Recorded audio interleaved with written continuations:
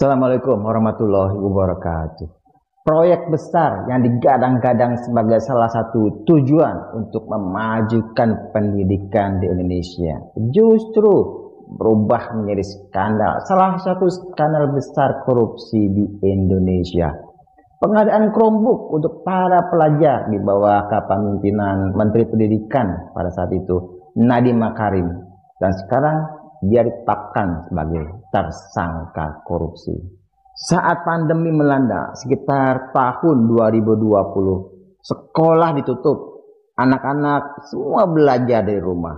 Nah, pada saat itulah pemerintah meluncurkan program digitalisasi 1,2 juta unit Chromebook dengan anggaran yang digelontorkan kurang lebih 9,3 triliun. Menurut tim dari Kementerian Pendidikan, ya katakanlah staf khususnya Nadiem, Chromebook itu lebih murah, lebih aman dari virus katanya, cocok untuk daring. Tapi kenapa harus Chromebook? Awalnya tim teknis dari Kementerian Pendidikan merekomendasikan OS yang berbasis Windows ataupun Linux. Karena ternyata menggunakan Chromebook itu di lapangan ternyata banyak sekali masalahnya. Ya seperti Chromebook itu buat internet yang nggak stabil itu bermasalah. Di daerah jaringannya sangat lemah. Perangkatnya ternyata cepat rusak dan sebagainya dan sebagainya. Pertanyaannya kembali ke awal. Kenapa harus Chromebook?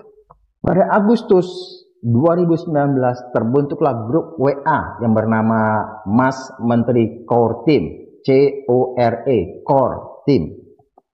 Yang di dalamnya itu ada Nadiem dan juga ada beberapa staf seperti Joristan dan juga Fiona. Dan ini sebelum Nadiem dilantik. Nanti saya jelaskan peran dari Joristan dan juga Fiona ini. Peran mereka itu apa sih sehingga Chromebook itu akhirnya dipilih. Pada bulan Oktober 2019, Nadiem dilantik menjadi Menteri Pendidikan dan Kebudayaan. Pada bulan Februari 2021, Nadiem mengeluarkan Permendikbud nomor 5 tahun 2021 yang isinya itu secara spesifik mengunci penggunaan Chrome OS dalam pengadaan perangkat digital pendidikan. Untuk harga Chromebook per unit itu sekitar 4,9 sampai 5 juta per unit. Padahal di pasaran harganya itu hanya sekitar 2 sampai 3 juta per unit. Dan untuk selisih harganya itu lumayan besar. Apalagi pengadaannya itu mencapai ratusan ribu unit Chromebook. Ya tinggal Anda jumlahkan dan kalikan berapa totalnya itu. Lalu muncul nama Joristan dan Fiona. Apa ini peran mereka sebenarnya? Joristan ini merupakan mantan staf sus Menteri Pendidikan dan Kebudayaan Nadiem Makarim. Keterlibatan awalnya itu ya pada bulan Agustus 2019 sebelum Nadiem dilantik.